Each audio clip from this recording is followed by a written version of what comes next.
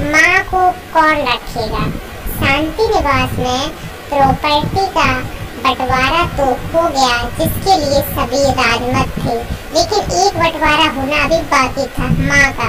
यह बहस इसलिए नहीं है कि कोई भी माँ को नहीं रखना चाहता, बल्कि यहाँ तो हर कोई माँ को अपने साथ रखना चाहता है, क्योंकि शांति देवी का स्वभाव ही ऐसा है। अपने नाम की तरह वो भी बहुत ही शांत और सरल स्वभाव की महिला थी, जो हर किसी को बस प्यार बांटना जानती थी।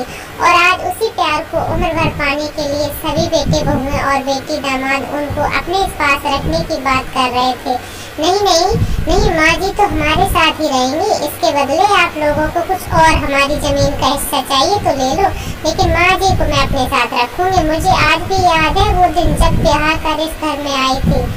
वो दिन माँ जी, मैं पहली रसोई में क्या ही बनाऊं, मैंने तो कभी रसोई की शक्ल भी नहीं देखी थी।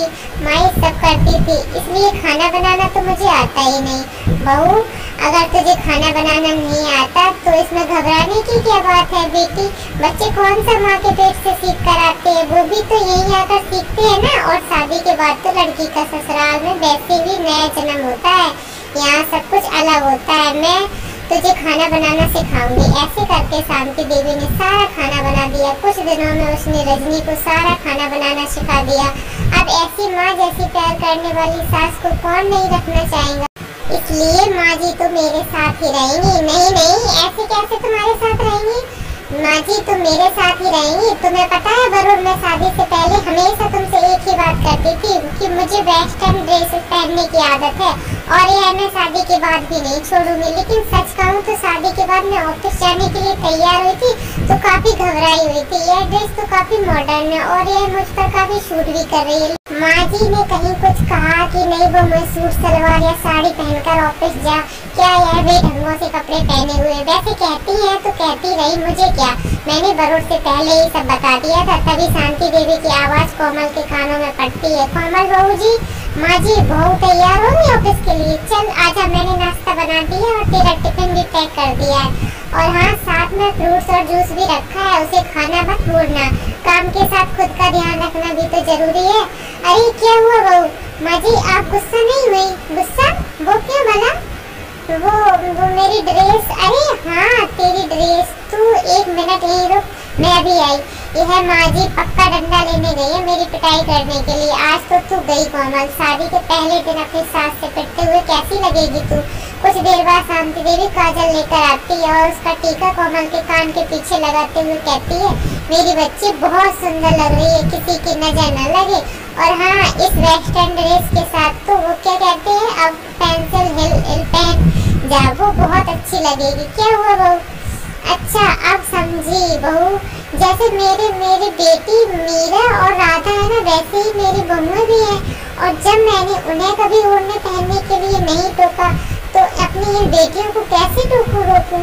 इंसान का चरित्र उसके कपड़ों से नहीं बल्कि उसके व्यवहार से झलकता है। बेटी, उस रोज मुझे यह महसूस ही नहीं हुआ कि मैं अपने ससुराल आई हूँ, बल्कि मुझे तो ऐसा लगा कि जैसे एक घर की माँ को छोड़कर तो दूसरी माँ के घर आ गई। सच कहूँ तो इतने सालों में मुझे कभी अपने माई के जाने की याद भी नहीं आती, क्योंकि माँ का सारा प्यार मुझे माँ जी से मिल जाता है।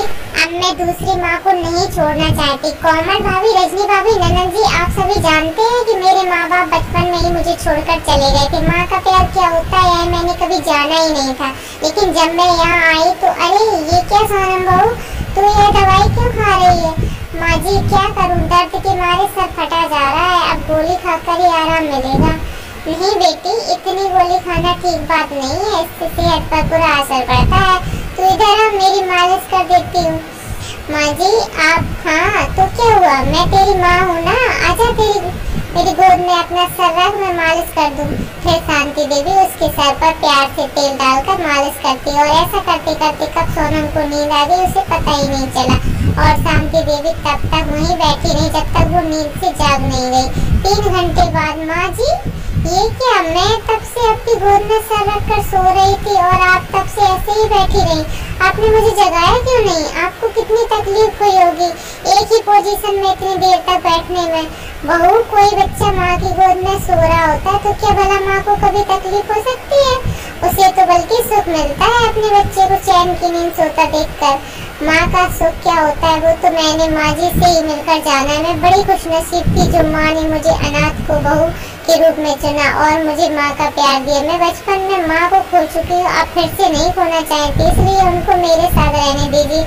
मैं हाथ जोड़ती हूँ, ये सब करने की जरूरत नहीं है सोनम। माँ की जरूरत हमें भी उतनी ही है जितनी तुम सबको है। मुझे आज ही याद है वो दिन जब इनका एक्सीडेंट हो गया और डॉक्टर ने न जाने क्या क्या परहेज बताया। मुझे बहुत घबराहट हो रही है। तू घबरा मत मेरी बच्ची, मैं अभी आती हूँ। तो माँ तुरंत फौरन मेरे पास आ जाती है और जानती हूँ कि समधी समधन जी गांव में रहते हैं।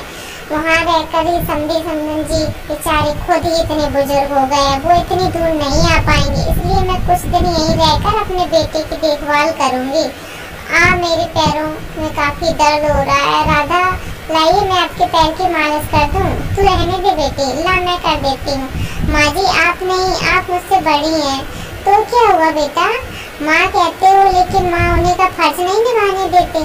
शांति देवी ने अपने दामाद के पैरों में मालिश की, साथ ही उसके लिए दलिया खिचड़ी हल्दी वाला दूध कुछ न कुछ बनाकर देती रहती। माँ जी को तो हम ही लेकर जाएंगे अपने साथ। हाँ माँ हमारे साथ ही जाएंगे।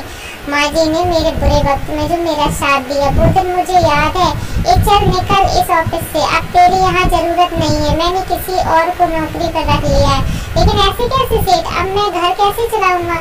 निशांत काफी निराश हो जाता है। तब शांति देवी उसके घर आती है और अपने गहने उसे देते हुए कहती है, निशांत बेटा इन जेवर से तू अपना काम शुरू कर। मैं जानती हूँ तुझ में काबिलियत है। अब मेरे बेटे को किसी के आगे गिड़गिड़ाने की जरूरत नहीं है। निशांत ने खुद के कपड़ों का व्यापार शुरू किया जिससे उसे काफी मुनाफा हुआ और कुछ समय बाद उसने शांति देवी और अपनी पत्नी की गिरवी रखे गहने भी छुड़वा लिए और उनको वापस कर दिया।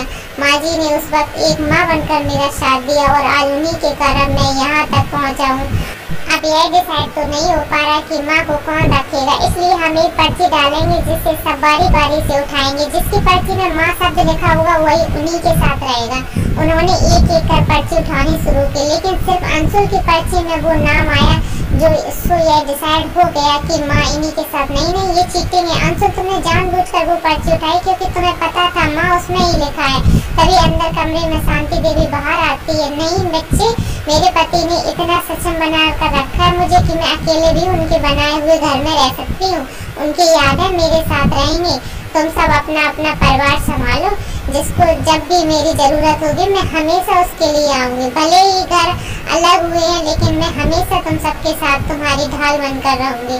तुम सभी मेरे बच्चे हो और एक माँ अपने बच्चों को अकेला कैसे छोड़ सकती है। अब तुम सब खुशी खुशी अपना जीवन यापन करो। मेरा आशीर्वाद तुम सबके साथ है हमेशा।